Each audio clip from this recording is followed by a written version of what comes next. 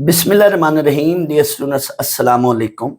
Students, अब हम exercise 7.3 का क्वेश्चन नंबर 2 करते हैं।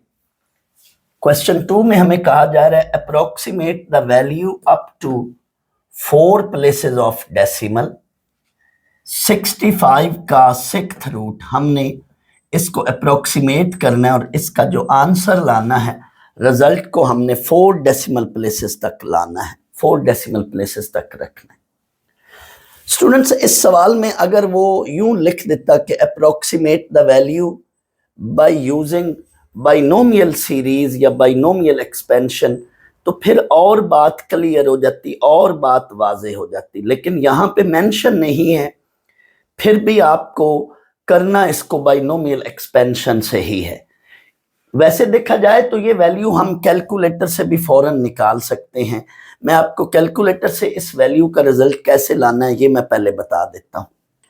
स्टूडेंट्स, ये कैलकुलेटर पर आप इस वाले बटन की हेल्प से, ये वाला जो बटन है, ये मेरी उंगली के जस्ट ऊपर जो है ये वाला बटन, इसकी हेल्प से आपने 65 की पावर 1/6 आपने फाइंड आउट करनी है।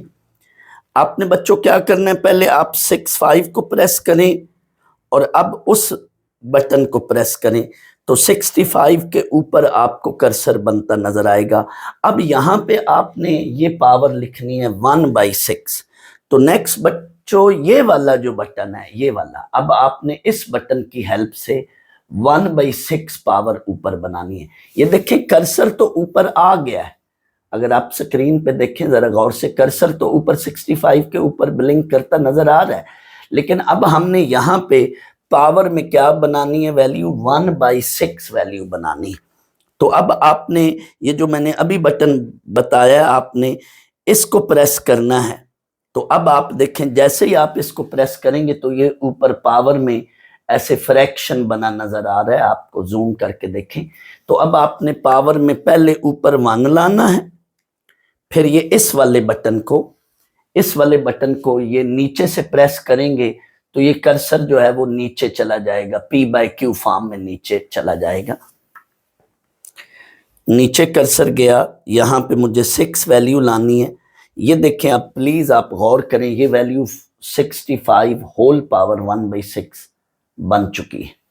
आप इसको बच्चों इक्वल प्रेस करें तो ये वैल्यू बन रही है 2.00517475, जबकि मेरे पास ये 749 आ रहा है। वो बेसिकली कैलकुलेटर ने तो डायरेक्ट कैलकुलेशन कर दी है, लेकिन मैंने ये ज़रा कुछ राउंडिंग फॉर्म में की है तो उसमें फिर थोड़ा बहुत ये अप्रोक्सीमेशन में एरर आ रहा है। ये इस डिजिट तक 4 तक तो सही है वैल्यू, 9 में और उधर 5 है। तो बहरहाल हमने 4 डेसिमल प्लेसेस तक ये वैल्यू इतनी लिखनी है। तो कैलकुलेटर ने आपको ये वैल्यू दे दी, लेकिन ऐसे लिखने से फौरन आपको नंबर तो नहीं मिलने 4 नंबर का। अगर ये सवाल आ जाए या किसी दूसरे बोर्ड में भी आ सकता है। फेडरल बोर्ड में शॉर्ट क्वेश्चन 4 नंबर का है, बाकी जो बोर्ड्स हैं उनमें शॉर्ट क्वेश्चन अभी तक जो पेपर पैटर्न चल रहा है वो 2 मार्क्स का है। बहरहाल मैं ये बता रहा हूँ कि अगर ये सवाल 4 नंबर का आ जाए तो ये ऐसे डायरेक्ट एक लाइन में लिखने से कैलकुलेटर से आंसर नहीं आएगा। मेंशन तो नहीं है कि किस तरह से अप्रोक्सीमेट करना है। बहरहाल जब भी बच्चों पावर फ्रैक्शन में हो या पावर नेगेटिव हो तो हम वो तमाम क्वेश्चन कैसे उनकी पावर्स को ओपन करेंगे, बाइनोमियल एक्सपेंशन से। तो दर हकीकत इस सवाल में हमें यही कहा जा रहा है कि ये अंडरस्टूड है कि बाइनोमियल एक्सपेंशन से ही इस सवाल को करना है। हम बच्चों वो तमाम क्वेश्चंस कर रहे हैं जिनकी पावर नेगेटिव या फ्रैक्शन में, उन पावर्स को ओपन कैसे करना है, एक्सपेंड कैसे करना है, उसके लिए हम ये वाला फार्मूला यूज करेंगे, बाइनोमियल एक्सपेंशन। और अगर पावर नेचुरल नंबर हो तो प्रीवियस एक्सरसाइज उसमें देखें, वहां पे हमने बाइनोमियल थ्योरम का फार्मूला लगाना है। वो वाली पावर हमने बाइनोमियल थ्योरम से ओपन करनी। तो आए अब हम इस क्वेश्चन को प्रॉपर सॉल्व करते हैं। स्टूडेंट्स, ऐसे जितने भी सवाल हैं जो इस टाइप के हैं, मैंने कुछ और भी सवाल लिखे हैं, बनाए हैं। ये देखिए, 31 का 5th root SLO based question कोई भी इस तरह का बना सकता है।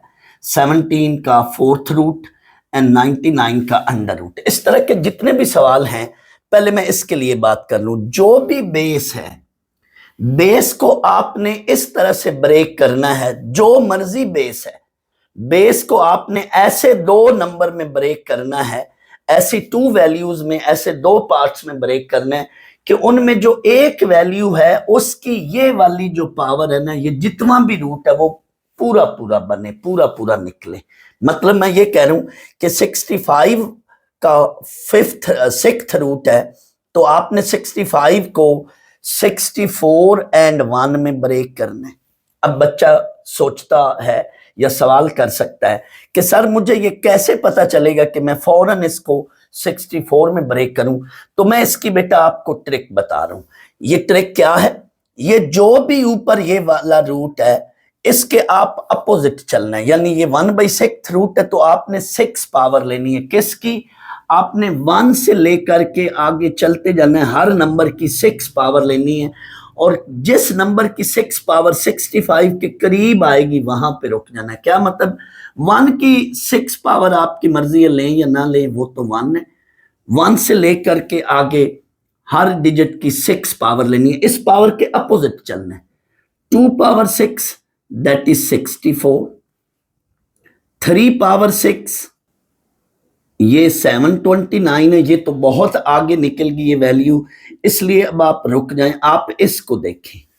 2 पावर 6 यानी ये 64 है, तो आप 65 को 64 प्लस 1 में ब्रेक कर लें।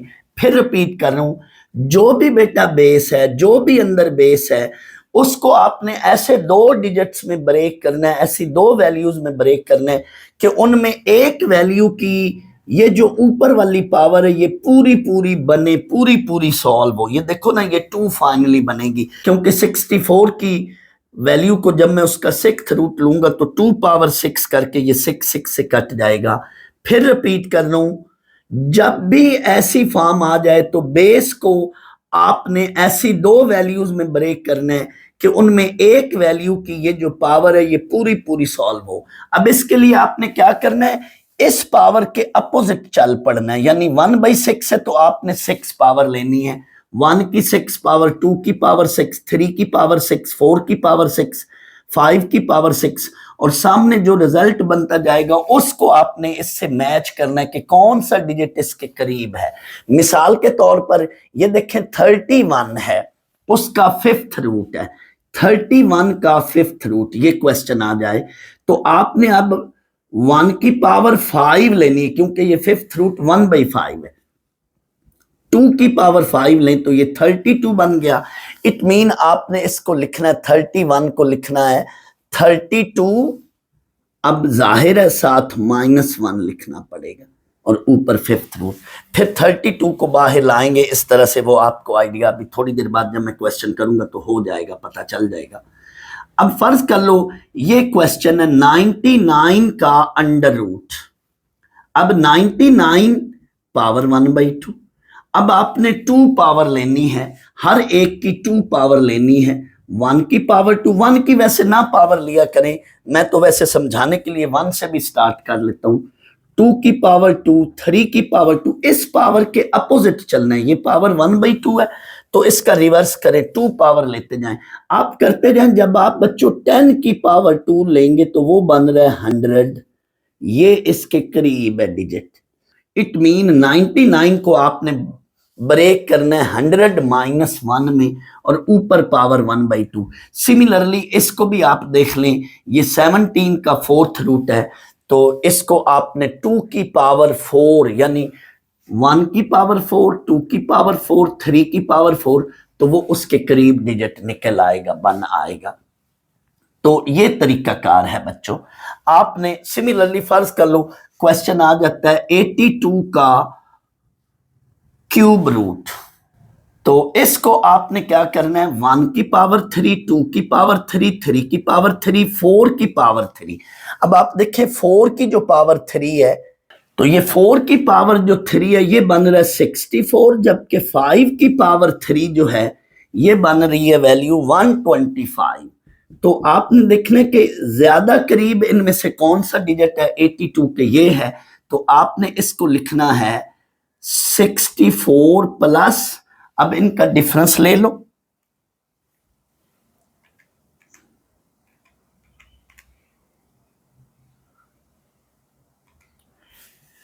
प्लस 18 करके फिर आपने ये ऊपर क्यूब रूट लिखना है। आपने बच्चों हमेशा बेस को ऐसी दो वैल्यूज में ब्रेक करना है कि उनमें से एक वैल्यू की जो पावर है ये पूरी पूरी सॉल्व हो। तो इसका तरीकेकार ये है जो मैंने आपको अभी बता दिया है। अब आए, आपको अब इंशाल्लाह आगे क्वेश्चन को समझने में प्रॉब्लम नहीं होगी। तो मैंने 65 को लिखा 64 प्लस 1 होल पावर 1/6। अब यहां पे मैंने हमेशा 1 बनाना है शुरू में। 1 बनाने के लिए, क्योंकि ये फार्मूला लगाना है, 1 ना हो, 1 बनाने के लिए आपने फिर अंदर जो भी यहां शुरू में वैल्यू होगी उसको बाहर कॉमन लेना है। तो ये चूंकि बेस में ये 64 है तो मैंने ये पूरा बेस रखा है और ऊपर पावर 1/6 है। तो 64 लिया कॉमन, यहां 64 कॉमन लिया, तो अंदर यहां पे क्या वैल्यू बनेगी, 1 प्लस 1/64 होल पावर 1/6। अब इसकी पावर अलग की 1/6, इसकी पावर अलग की 1/6। कोई बच्चे ये सोच रहे होंगे कि सर ये ऑलरेडी यहां पे 1 पड़ा है, तो आप इनको शफल कर लें, एक्सचेंज कर लें और 1 शुरू में लिख लें, 64 बाद में लिख लें और बाइनोमियल एक्सपेंशन डायरेक्ट लगा लें। आप ऐसा क्यों कर रहे हैं? तो वेट करें, मैं इस बात का जवाब थोड़ी देर बाद देता हूं, पहले इस सवाल को कंप्लीट कर लूं, वेट करें आप। अब बच्चों ये 64 पे अलग पावर कर ली, इस पे अलग पावर कर ली। अब ये वो बात जो थोड़ी देर पहले मैंने बोली थी कि इसको ऐसे कोई से दो नंबर में ब्रेक करना है इस वैल्यू को कि एक उसकी वैल्यू की ये पावर पूरी पूरी बने, पूरा पूरा रिजल्ट बने। तो ये देखें, ये इसको 2 पावर 6 है, डायरेक्ट भी 2 लिख सकते हैं, इस पूरी चीज को डायरेक्ट भी 2 लिख सकते हैं, वरना ऐसे करके बनाकर लिख लें। ये बाहर बना 2 और इस पे बाइनोमियल एक्सपेंशन लगेगी। और क्वेश्चन में चूंकि कह रहे हैं 4 डेसिमल प्लेसेस तक सॉल्व करना है, तो आपने यहां पे इसको आपने 4 टर्म्स तक लाना है, यानी कम से कम फार्मूला आपने यहां तक लेके जाना है। आप इधर तक भी लगा लें तो ठीक है, लेकिन ज्यादा एक्यूरेट फिर तभी आंसर आएगा जब आप इस तक टर्म तक आएंगे। दैट्स वाई अब आपने इस पे बाइनोमियल एक्सपेंशन लगाना है, फार्मूला सिर्फ लफ्ज लिखना यूजिंग बाइनोमियल एक्सपेंशन और आगे फार्मूला। बाहर 2 रहेगा, ये देखे ना 2 बाहर रहेगा, इस पे वो वाला फार्मूला लगाना है, सिर्फ लफ्ज लिखना है using binomial expansion. 1 plus n x, अब आपका ये n के तौर पे ट्रीट होगा और ये 1/64 ये बच्चों x के तौर पे ट्रीट होगा। 1 प्लस एन एक्स वो वाला फार्मूला लग रहा है, 1 plus n x plus n, n mean 1/6, n into n minus 1/2 factorial x का square plus n into n minus 1 n minus 2/3 factorial x का क्यूब, यानी 1/64 का cube up to so on. Up to so on जरूर डालें क्योंकि अभी मैंने equal का यहां पे साइन डाला है, लेकिन अब थोड़ी देर बाद मैंने अगली टर्म्स को नेग्लेक्ट कर देना है। अगली टर्म्स को जब मैं खुद नेग्लेक्ट करूंगा तो फिर मैं अप्रोक्सीमेट का साइन डालूंगा। अब सवाल ये पैदा होता है कि सर आप नेक्स्ट टर्म को क्यों नेग्लेक्ट कर रहे हैं? वेट करें, ये भी मैं बताता हूं। पहले मैं इनको सिंप्लीफाई कर लूं थोड़ा सा कैलकुलेटर से। ये देखें, इनको मल्टीप्लाई करें तो ये वाली वैल्यू बनी, ये 2 फैक्टोरियल को 1/2 फैक्टोरियल करके बाहर लाए। मेरी ये आदत है, मेरे आप प्रीवियस लेक्चर को देखें ना तो उसमें भी मैं कैलकुलेशन जब इस टर्म की या इस टर्म की करता था तो मैं ये 2 फैक्टोरियल या 3 फैक्टोरियल को बाहर लेकर आता हूं और ऊपर फिर इन दो वैल्यूज को सामने जो है लिखकर सिंप्लीफाई कर लेता हूं। तो ये 2 फैक्टोरियल बाहर 1/6 और इसका एलसीएम लें या डायरेक्ट कैलकुलेटर से सॉल्व कर लें, ये चीज बनेगी, साथ इसका स्क्वायर लेंगे। सिमिलरली ये 1/3 फैक्टोरियल है, ये बाहर, इसको 3 फैक्टोरियल को मैंने 1/3 फैक्टोरियल करके बाहर लिख लिया और इनको मैंने सामने लिख लिया, कैलकुलेटर से इसको सॉल्व कर लें, ये चीज बन गई और इसका क्यूब ये है। अब बच्चों मैंने सो ऑन वाली टर्म, सो ऑन के बाद अगली जो भी ये प्लस सो ऑन है, इसको अगले स्टेप में मैंने जो है अगली टर्म्स को इग्नोर कर दिया, नेग्लेक्ट कर दिया और यहाँ अप्रोक्सीमेट डाल दिए। सोचे क्या किया मैंने, क्या जवाब हो सकता है? स्टूडेंट्स आप अगर गौर करें, ये जो x है हमारा, अब मैं उस बात का भी जवाब देने लगा हूं जो थोड़ी देर पहले मैंने कहा था कि ये 1 और इसको हम शफल करके ऐसे कर लें तो क्या हर्ज है। स्टूडेंट्स गौर कीजिएगा बच्चों, जब भी हम बाइनोमियल एक्सपेंशन का फार्मूला लगाते हैं तो जिस चीज को हम x एग्ज्यूम कर रहे हैं उसका मॉड लेस देन 1 होना चाहिए, यानी 1 के साथ ये जो x है, ये x वाली जो रकम है, ये जो x है, अब 1 के साथ ये x है इस वक्त 1/64, इसको लेस देन 1 होना चाहिए। अगर आप कोई बच्चा जिसने जहन में ये सवाल पैदा हो रहा हो कि मैं इसको ऐसे सर कर लूं और फिर मैं ये फार्मूला लगा दूं वो वाला, तो वो गलत कर बैठेगा सवाल। वजह क्या है सुनिएगा, इसको x को लेस देन 1 होना चाहिए। ये तो 64 है, ये तो 1 से लेस नहीं है, इसको क्या होना चाहिए, लेस देन 1 होना चाहिए।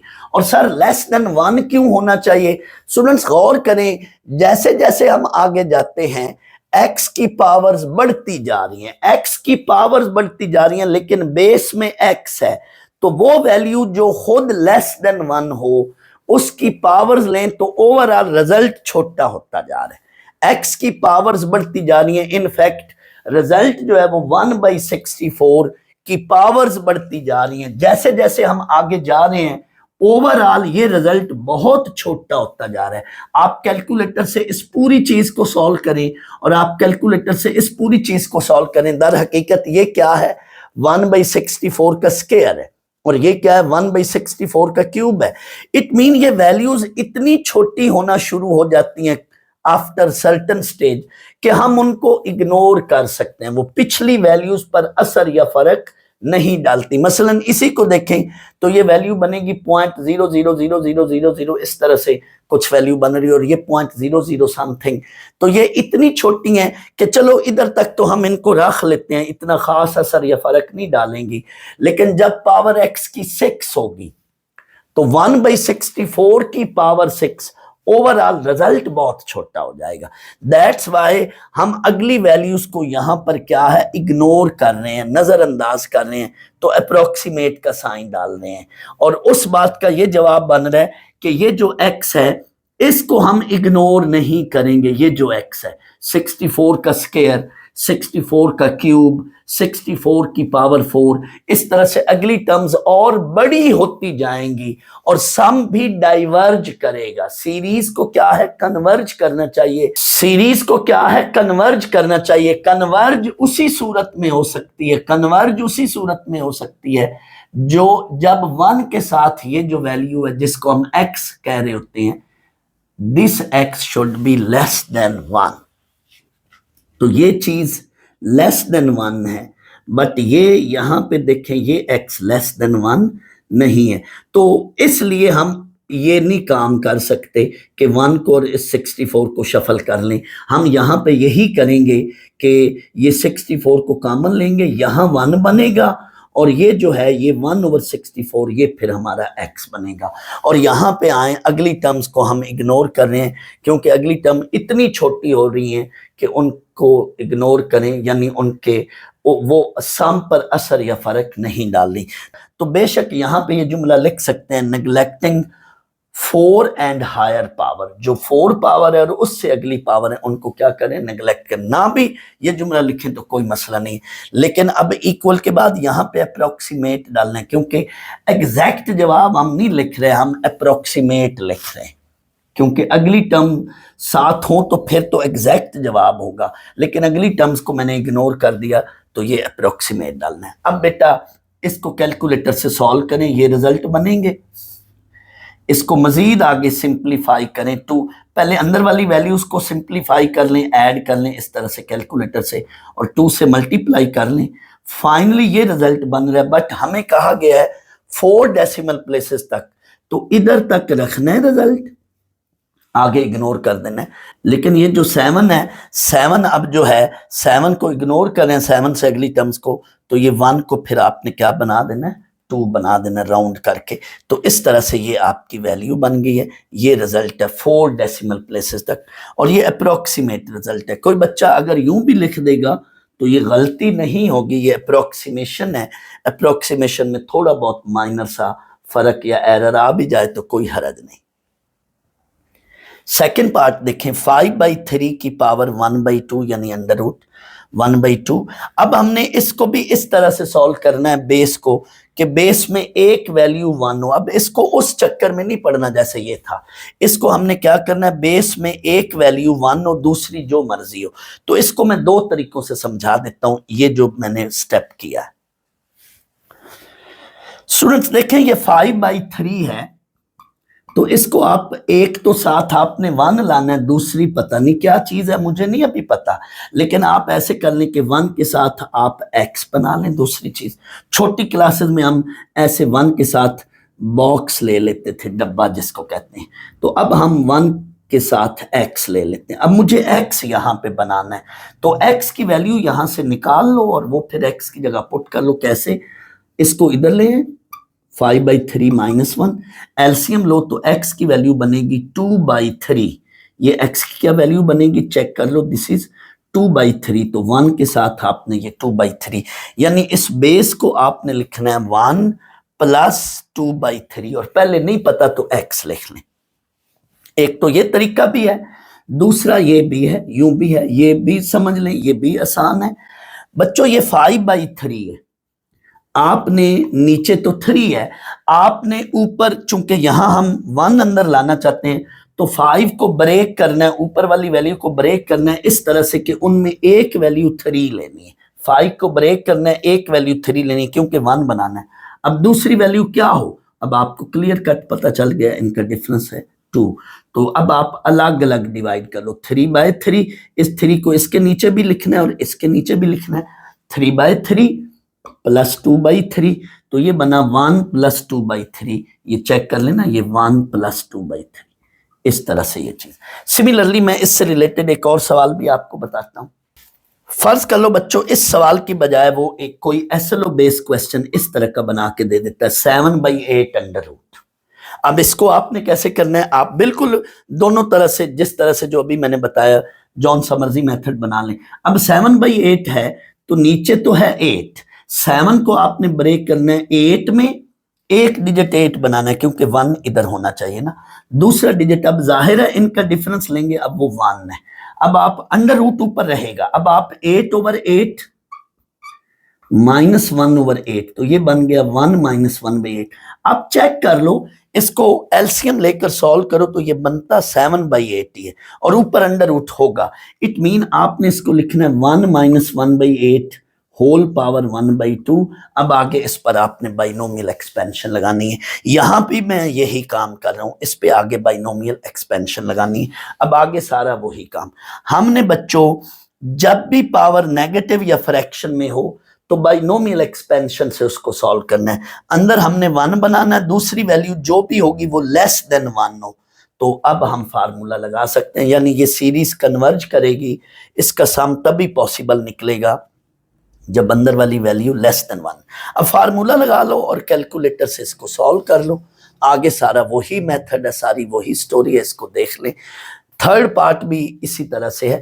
थर्ड पार्ट तो बहुत आसान है, हमें अंदर 1 चाहिए, 1.03 है, तो इसको ब्रेक कर ले, 1 + 0.03 होल पावर 1/3। ये चीज 1 के साथ जो भी चीज है, ये ख्याल रखना कि that should be less than 1, तभी सीरीज कन्वर्ज करेगी।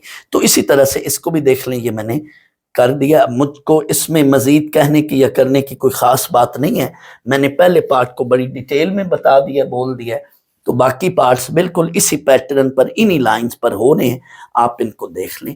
ये अप्रोक्सीमेट वाली बात ख्याल रखनी है, पहले आपने एक दो स्टेप में प्लस सो ऑन ही डालना है, लेकिन आखिरी एक दो स्टेप में अगली टर्म्स को जब आप इग्नोर कर रहे हैं, सो ऑन को इग्नोर कर रहे हैं, प्लस सो ऑन नहीं लिख रहे हैं, तो फिर आपने क्या करना है, अप्रोक्सीमेट डालना है, और ये इसका अप्रोक्सीमेट आंसर। और कैलकुलेटर से चेक भी कर लिया करो कि कहीं आपसे कोई मिस्टेक तो नहीं हो रही, जैसे मैंने शुरू में बताया था कि आखिर में आप अपने आंसर को जो है कैलकुलेटर से मैच कर लिया करो। आखिरी एक दो डेसिमल प्लेसेस की खैर है, लेकिन बाकी जो है आंसर एक्यूरेट आ रहा। पार्ट 4 है 0.95, इस पे पावर 2/7 है। हमने बच्चों बेस में 1 बनाना है, तो 0.95 को आपने ब्रेक करना है 1 में। तो 1 के साथ अब दूसरी वैल्यू कौन सी रखी जाए? जैसे ही आप यहाँ पे 1 बेस लिखेंगे तो आगे इनका डिफरेंस ले लेना है, 1 का और इसका 0.95 का। तो वो ये वैल्यू बन रही है। तो फर्ज कर लो मैं जान के ये लिख देता हूँ, प्लस डाल देता हूँ, तो ये तो वैल्यू फिर इससे ज्यादा हो जाएगी। तो यहाँ पे फिर हमने माइनस डालने, क्योंकि ये 1 जो है ना ये इससे बड़ी वैल्यू है। जब भी पहली वैल्यू बड़ी होगी तो जाहिर है आगे माइनस लिखना है, लेकिन अगर पहली वैल्यू छोटी होगी तो फिर आगे प्लस लिखते हैं। तो ये 1 माइनस ये 0.05, ये बेस बन गया, ये पूरी वैल्यू और ऊपर पावर 2/7। अब इस पे आपने आगे बाइनोमियल एक्सपेंशन लगाना है, 1 प्लस एन एक्स। अब एक्स आपका ये नेगेटिव समेत है, यानी आप चाहें तो इसको अगले स्टेप में फिर यूं लिख लें अगर आप लिखना चाहें, और ना भी लिखें तो कोई मसला नहीं है, लेकिन इन दैट केस फिर आपने एक्स की जगह ये वाली वैल्यू लेनी है, जैसे मैंने डायरेक्ट लिख दिया, ये स्टेप नहीं किया। Plus n into n minus 1/2 factorial इसका x का square plus n into n minus 1 n minus 2/3 factorial x का क्यूब। आपने स्टूडेंट्स चूंकि 4 डेसिमल प्लेसेस तक है तो बेहतर है आपने क्यूब तक यानी वहां तक ये फार्मूला लगाना है, x क्यूब तक, आगे प्लस सो ऑन। अब यहां से आगे ये प्लस सो ऑन को इग्नोर कर दें और आपने यहाँ पे अप्रोक्सीमेट डालकर अगली टर्म्स को इग्नोर कर देना है और इनको कैलकुलेटर से सॉल्व कर लें। ये मैंने डायरेक्ट कैलकुलेटर से सॉल्व करके रिजल्ट लिखा है, आप भी इस तरह से डायरेक्ट लिख लेना। करना यूं है कि ये इसको सॉल्व करें, इसको सॉल्व करें, इसका स्क्वायर मल्टीप्लाई कर लें, फिर जो रिजल्ट बनेगा उसको 2 पे डिवाइड करें, तो ये रिजल्ट बन रहा है। मैं फाइनली आंसर को 4 डेसिमल प्लेसेस में कन्वर्ट करता हूं। आप चाहें तो कैलकुलेटर को पहले ही 4 डेसिमल प्लेसेस में फिक्स करके भी कर सकते हैं, लेकिन उसमें कभी कभी थोड़ा सा एंड पे प्रॉब्लम ये आता है कि 4 डेसिमल प्लेसेस तक ये रिजल्ट तो जैसे देखें ना तो ये तो 0.000 आ जाएगा, ये वैल्यू उसमें आएगी नहीं। तो बेहतर है आप पहले फिक्स ना करें, आप सारी वैल्यूज को पूरी वैल्यूज को लिखें, फाइनली रिजल्ट को आप 4 डेसिमल प्लेसेस में कन्वर्ट करके लिख लें। तो ये देख लें, ये कैलकुलेशन की है मैंने और फाइनल हमारा ये आंसर बन रहा है। स्टूडेंट्स ये डेसिमल में 3 डेसिमल प्लेसेस तक तो ठीक होना चाहिए आंसर, चौथी डेसिमल प्लेसेस में थोड़ी बहुत मिस्टेक हो भी जाए तो कोई मसला नहीं है, या 2 आखिरी 2 डेसिमल प्लेसेस में भी मिस्टेक हो जाए तो इतना खास मसला नहीं है, क्योंकि ये थोड़ा बहुत एरर आ जाएगा जब आप ये कैलकुलेशन कर रहे होंगे। तो इसमें चूंकि हमने अप्रोक्सीमेट आंसर निकालना होता है, तो मैंने जो कैलकुलेशन की है उसके मुताबिक ये आंसर आ रहा है, आप भी खुद कैलकुलेशन करके देख लेना। तो ये इस क्वेश्चन का तरीकेकार है। स्टूडेंट्स इस जैसा क्वेश्चन अगर आप एक्सरसाइज 7.2 पेज 198 देखें, उसके क्वेश्चन 3 का पार्ट 4 है, प्लीज ये देख लें, जरूर देखें ताकि आपका कंसेप्ट क्लियर हो। क्वेश्चन 3 पार्ट 4 पेज 198, उसमें 0.99 पावर 3 प्लस 1.01 पावर 4। तो उधर भी इन क्वेश्चंस को राउंड डिजिट में कन्वर्ट करते थे, उधर मैंने कहा था राउंड डिजिट में कन्वर्ट करना है।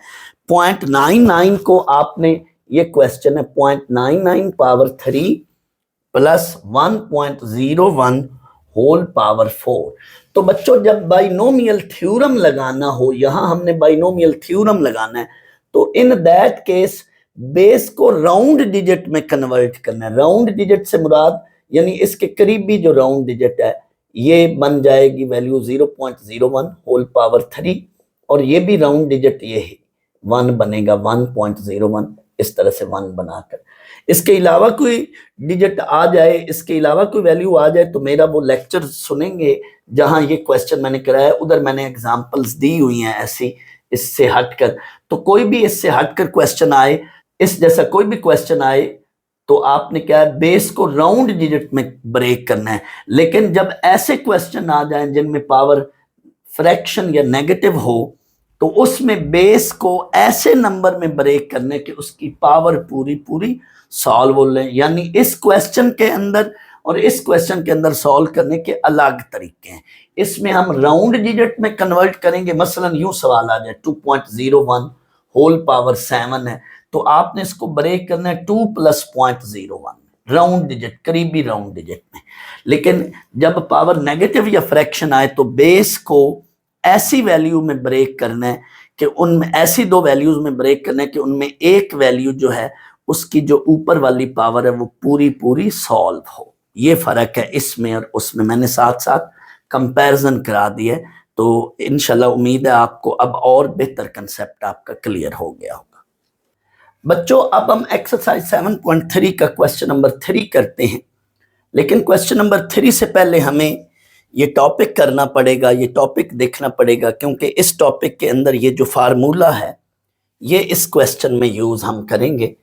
तो ये आप अपनी बुक में 7.3 से पहले कहीं भी किसी भी जगह पे बुक में किसी भी पेज पर 7.3 से पहले कहीं भी ये फार्मूला लिख लें, ये हेडिंग दे लें, general term of binomial series. हमने बच्चों पहले बाइनोमियल थ्योरम का जनरल टर्म का फार्मूला आप रिकॉल करें किया हुआ है। जिनको इस फार्मूले का नहीं पता, अगर पूरी डिटेल में ये वाला फार्मूला देखना है तो मेरा वो लेक्चर सुन लें जहां पे ये मैंने फार्मूला काफी डिटेल में उधर बताया हुआ है।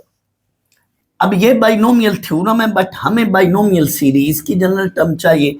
तो बाइनोमियल थ्योरम में अगर हम यहां पे देखें तो ए को हम 1 और बी को हम क्या पुट कर देते हैं x। तो इस फार्मूले में ए को हम 1 ले रहे हैं और बी को हम क्या पुट कर रहे हैं x। अब बच्चों 1 की कोई भी पावर हो वो तो फिर 1 नहीं होती है, वो हमेशा 1 नहीं होती है। दैट्स वाई ये 1 के साथ ये n और r नेचुरल नंबर्स हैं, तो ये 1 की कोई भी पावर है तो वो खत्म हो जाएगा। यानी अगले स्टेप में 1 नहीं मैं लिख रहा हूं। लेकिन आपको बेटा ये पता होना चाहिए कि बाइनोमियल एक्सपेंशन में ये n जो है ये नेगेटिव भी हो सकता है, फ्रैक्शन में भी हो सकता है। तो जब n नेगेटिव या फ्रैक्शन में होगा तो ये NCR को फिर हम इस तरह से नहीं लिखेंगे, फिर हम इसको ओपन कर लेते हैं।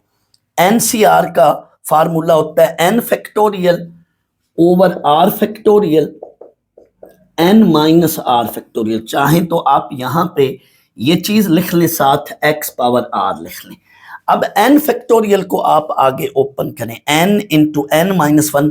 आपने यहां तक आना है, यहां तक, तो ये n माइनस r है ना, n माइनस r फैक्टोरियल, तो इधर तक आना है। तो इससे एक अगला नंबर वो साथ मैंने लिख दिया, मसलन 9 फैक्टोरियल ओवर 7 फैक्टोरियल है, तो मैंने 7 फैक्टोरियल तक आना है।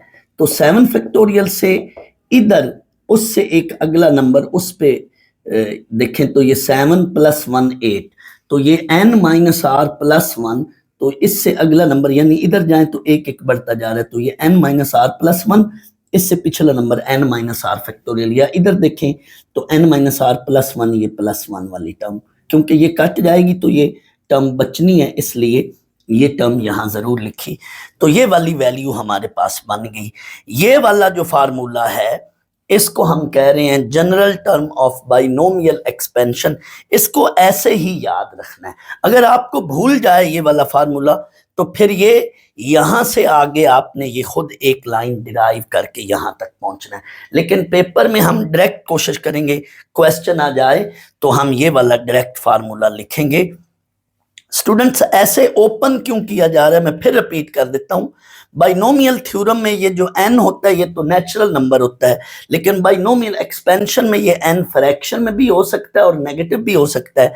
तो NCR को फिर हमें जरूर यूं ओपन करके इस फॉर्म में फार्मूला लिखना है बाइनोमियल एक्सपेंशन में।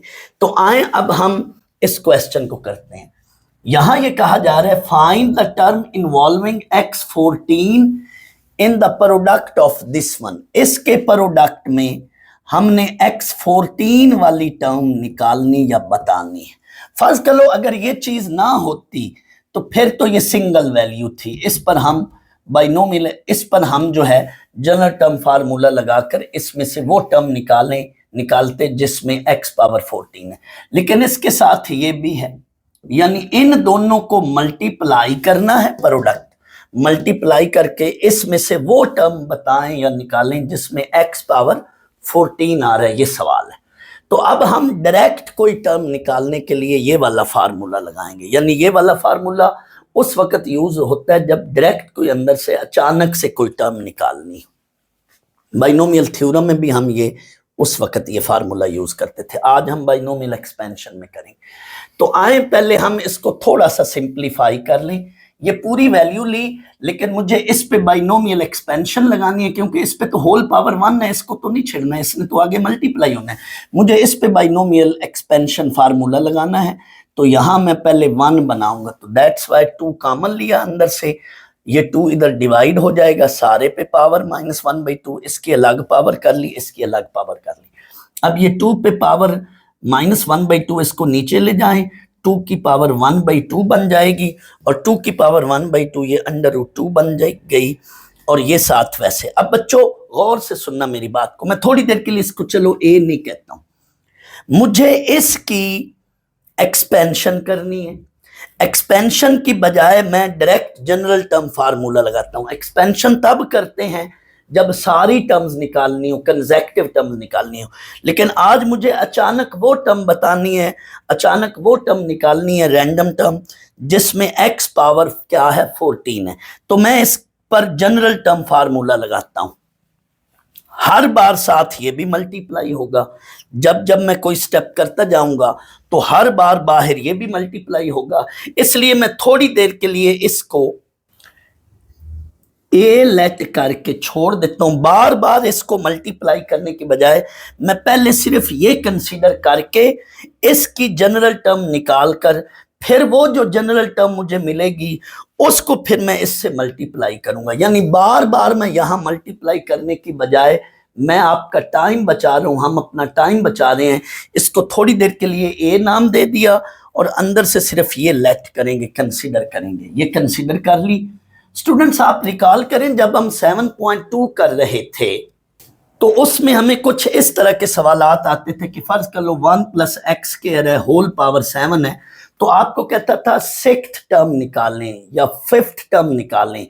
तो जब टर्म का जिक्र होता था तो r की वैल्यू हमें फौरन पता चल जाती थी। 6th टर्म निकालनी है तो r हम 5 ले लेते थे, 5 + 1, यानी टर्म के साथ फौरन r का जिक्र होता है, आर का पता चल जाता है। लेकिन वेरिएबल के साथ आर का कोई ताल्लुक नहीं है। ये मैंने अपने उन लेक्चर्स में भी बात की थी जब मैं इस तरह के क्वेश्चन, जब मैं 7 इस तरह के क्वेश्चन कर रहा था। तो वेरिएबल मसलन फर्ज कर लो, कहते हैं फाइंड टर्म इन्वॉल्विंग x4। अब इसमें मैं नहीं कह सकता हूं कि आर कितना लेंगे।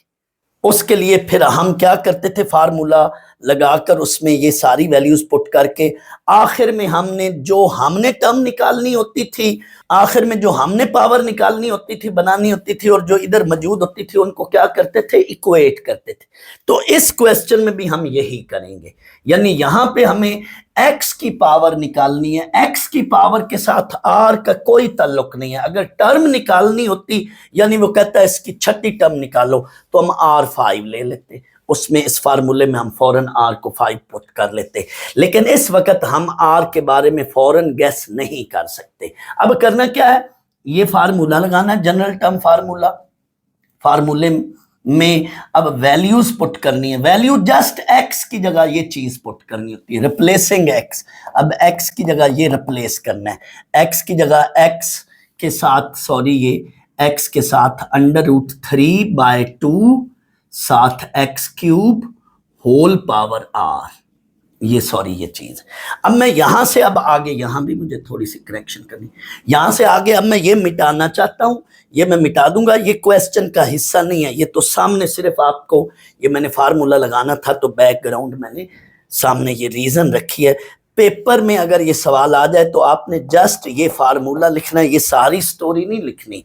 ये तो सिर्फ इस फार्मूले तक पहुंचने के लिए मैंने थोड़ा सा आपको बैकग्राउंड रीजन बनाई है, बताई है। तो अब मैं इसको आगे सॉल्व करने से पहले ये मैं मिटाता हूं, सिर्फ हम क्वेश्चन पर फोकस करते हैं।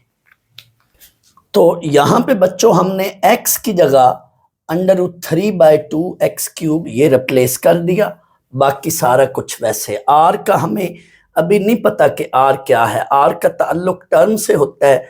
तो यहां चूंकि क्वेश्चन में वेरिएबल का जिक्र है तो हम फौरन r के बारे में नहीं बता सकते कि r कितना है। r हमें थोड़ी देर बाद पता चल जाएगा।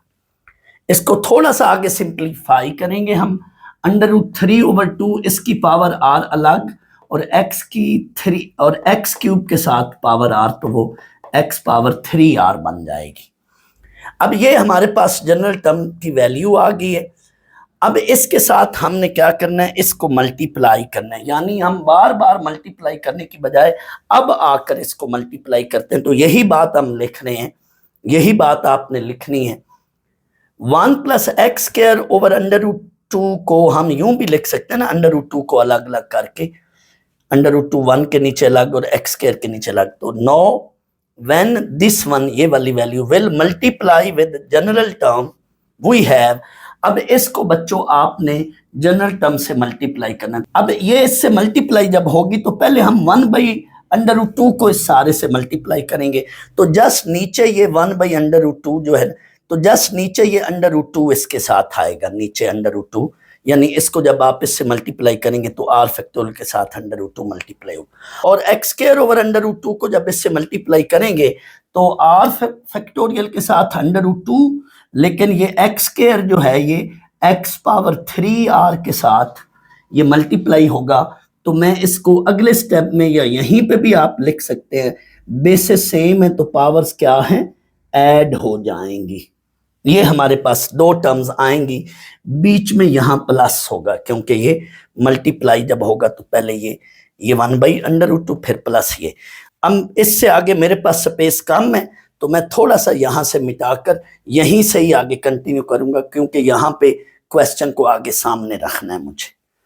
तो यहां से अब आगे मैं दोबारा इधर ही लिखता हूं। स्टूडेंट्स, चूंकि ये क्वेश्चन काफी लेंथी था और मुझे साथ आपको टॉपिक भी समझाना था, इसलिए ये 2-3 पार्ट्स में मैं करा रहा हूं, तो आप प्लीज इसको फॉलो करें साथ।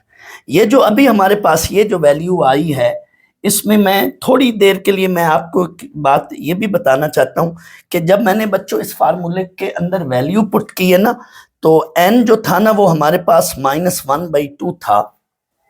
ये n जो है ना ये हमारे पास -1/2 था। तो n इंटू n-1, ये -1/2, n इंटू n-1, n-2। तो मैंने तो इसको साथ सॉल्व कर लिया, लेकिन बेहतर यही है कि आप सॉल्व ना करें, ऐसे ही रहने दें। यानी अभी थोड़ी देर बाद मैं बताऊंगा कि आप सॉल्व ना करने से क्या इससे हरज या फर्क पड़ेगा, लेकिन अगर आप ऐसे सॉल्व कर भी लेना इनको तो भी कोई मसला नहीं है, लेकिन बेहतर यही है कि आप ऐसे ही रहने दें। ये जो अंदर वैल्यूज बनी है ना, जिसको मैंने -3/2 लिख लिया था और -5/2 लिख लिया था, इनको आप फिलहाल ऐसे ही रहने दें, n इंटू n-1, यानी n की वैल्यूज को इनको सॉल्व ना करें। थोड़ी देर रुके, मैं मकसद या मतलब बताता हूं। अब आप इस पूरी चीज को नाम दे दें इक्वेशन 1। ये जो अभी हमारे पास बनी थी ये पूरी इक्वेशन 1 है। अब इससे आगे ऊपर ये वाला पोर्शन है, ये उससे नीचे नीचे ये अलग है और ये अलग है। अब हमें बच्चों वो टर्म चाहिए जिसमें x पावर 14 है। तो ये जो x पावर 3r है, इसको भी x पावर 14 से कंपेयर कर लेते हैं, इक्वेट कर लेते हैं। और ये जो दूसरी वैल्यू है x पावर 3r + 2, इन दोनों में r आ गया ना, तो इन दोनों को हम x पावर 14 से इक्वेट कर लेते हैं। इसको भी इक्वेट कर लिया, इसको भी इक्वेट कर लिया। लेकिन यहां से जो r की वैल्यू मिल रही है ये डेसिमल में मिल रही है, विच इज नॉट पॉसिबल। यहां जो r है, क्योंकि r का ताल्लुक टर्म के साथ है, तो r डेसिमल में नहीं होना चाहिए। यहां पे r 4 मिल रहा है, तो r यानी 4 होगा तो टर्म कौन सी बन जाएगी, टर्म 5वीं बन जाएगी, क्योंकि इधर tr+1 है ना फार्मूले में। 5वीं टर्म में x की पावर क्या आ जाएगी, 14।